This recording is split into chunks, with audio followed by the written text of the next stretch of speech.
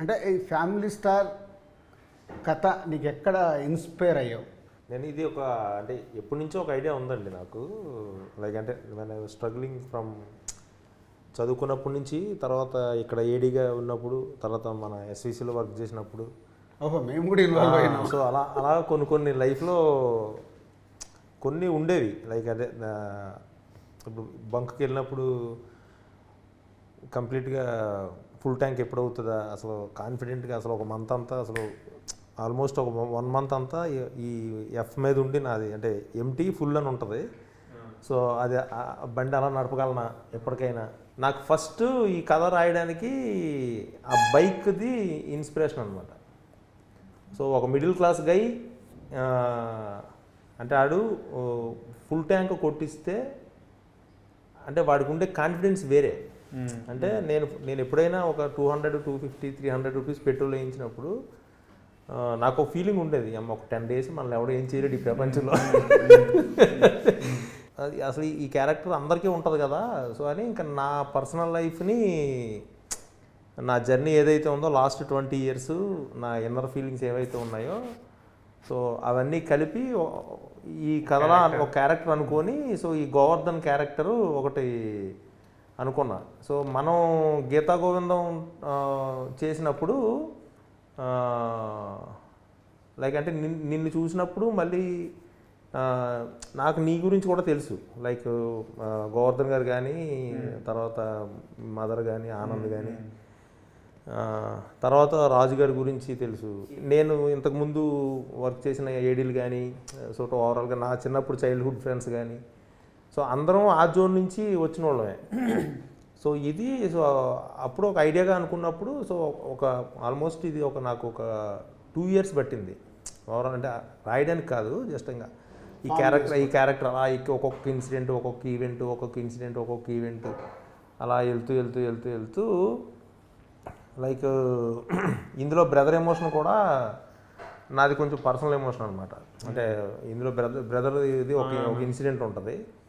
So ఇప్పుడు నీకు పెద్ద అన్నయ్యగా చేసింది, సో అది నాకు పర్సనల్గా జరిగింది లైఫ్లో. సో ఐ హ్యాండిల్డ్ మాక్సిమం నీ పర్సనల్ దాంట్లోకి వెళ్ళి తీసుకొని అదే సొసైటీ ఎలా అడాప్ట్ చేయాలనే థాట్. అవునండి. అంటే నేననే కాదు, నార్మల్గా ఇందులో ఉన్న మేజర్ ఇన్సిడెంట్స్ అందరికీ ఉండేవే, ఎక్కువ మంది పీపుల్కి ఉండేవి. యాక్చువల్గా ఇప్పుడు మిడిల్ క్లాస్ వాళ్ళకి ఎలా ఉంటుందంటే చిన్న సెల్ఫ్ రెస్పెక్ట్ ఎక్కువ ఉంటుంది. నార్మల్గా ఎన్ని కష్టాలున్నా ఏదున్నా సరే బయటికి తెలియకూడదు. ఒకవేళ ఇన్ కేసు అంటే మన కాన్ఫిడెన్స్ ఎలా ఉంటుందంటే, ఒకవేళ ఎవరన్నా ఏదైనా మనకి అంటే లైక్ ఎవరన్నా ఏమన్నా అడిగినా సరే మనం ఉన్నప్పుడు ఇచ్చేస్తాంగా, ఏం అలాగా చిన్న మరీ కిందకి వెళ్ళిపోయి మరీ ఇందులో కూడా కిషోర్ అంటే ఏంటి ఎలా నించోవాలో ఇప్పుడు చేయడం ఆ సీన్ ఉంది కదా. సో ఇవన్నీ ఏంటంటే ఆ ఇంటర్నల్గా వచ్చినవే ఇవన్నీ. సో అంటే అదైనా చేస్తాను తప్పితే నేను ఇలా ఉండను అనేది. సో అలాగా ఇందులో హీరోకి ఇప్పుడు హిందూ క్యారెక్టర్తో వచ్చే ప్రాబ్లము ఆ ఏరియాని టచ్ చేసినప్పుడు, సెల్ఫ్ రెస్పెక్ట్ ఏదైతే ఏరియాని ఉందో ఆ ఏరియాని టచ్ చేసినప్పుడు వచ్చే దాని నుంచి హిందూ క్యారెక్టర్ లైక్ ఈ క్యారెక్టర్ పుట్టింది మృణాల్ది, గీతా గోవిందం. సో మీ ఇద్దరు కాంబినేషన్లో ఒక క్లాసిక్ ఫిలిం. అంటే క్లాసిక్ అంటే ప్రతి తెలుగు ఆడియన్స్ ఎన్నిసార్లు చూసారో తెలియదు. హ్యూమర్ సైడ్ కానీ, మ్యూజిక్ సైడ్ కానీ, అంటే పరశురామ్ది నీది టైమింగ్ కానీ, సో ఒక block buster classic film. So దాని తర్వాత పరశురామ్ ఈ కథ చెప్పినప్పుడు దీంట్లో నీకు ఎగ్జైట్మెంట్ ఇచ్చిన పాయింట్ ఏంటి?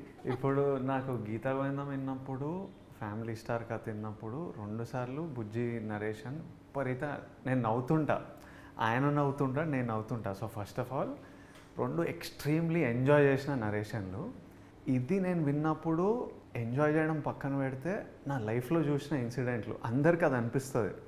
చూసిన ప్రతి ఒక్కరికి ఏవో కొన్ని ఇన్సిడెంట్లు అరే ఎగ్జాక్ట్ మన లైఫ్లోనో మన ఇంట్లో ఉన్న పిల్లోడ్లానో ఉంటుంది. అట్లాంటోడు ఎక్స్ట్రీమ్ క్యాండిడేట్ ఉంటే వాడు గోవర్ధన్. అందరి ఇంట్లలో ఫ్యామిలీ స్టార్లు ఉంటాడు. గోవర్ధన్ గారు ఏంటంటే ఒక ఎక్స్ట్రీమ్ వర్షన్ ఆఫ్ అన్నిట్లో వాడి ప్రేమ ఎక్స్ట్రీమ్ ఉంటుంది, వాడి కోపం ఎక్స్ట్రీమ్ ఉంటుంది, వాడు అలుగుతే ఎక్స్ట్రీమ్గా అలుగుతాడు, నసబెడితే ఎక్స్ట్రీమ్గా నసబెడతాడు. సో వాడు ఒక ఎక్స్ట్రీమ్ వర్షన్. సో నాకేమనిపించింది అంటే అరే మన నుంచి ఓడు స్టార్ ఒక హీరో అని అందరు ఫీల్ అవుతారు ఈ సినిమా. నేను కూడా కనెక్ట్ అయినా, మా నాన్న జర్నీ నా జర్నీ తెలుసు. ఇట్లాంటిది మన కష్టాలు చెప్తూ ఎంజాయ్ చేసే విధంగా మనం ఎట్లుంటాం, ఎంత కష్టంగా ఉన్నా డబ్బులు లేవని ఎప్పుడు ఫీల్ కాలే, ఇట్లా డిప్రెసివ్గా ఎప్పుడు ఉన్నాము. ఎంత టైట్ ఉన్న లైఫ్, మీరు చెరుకు కట్ట పట్టుకొని వెళ్ళినా ఆయన, నేను కూడా ఎప్పుడు రెడ్ పైన చూడలే ముళ్ళు. ఆల్మోస్ట్ పెళ్లి చూపుల తర్వాత ఫుల్ ట్యాంక్ పడ్డది నాకు. అప్పటిదాకా రెడ్ మీదనే కొట్టుకునేది.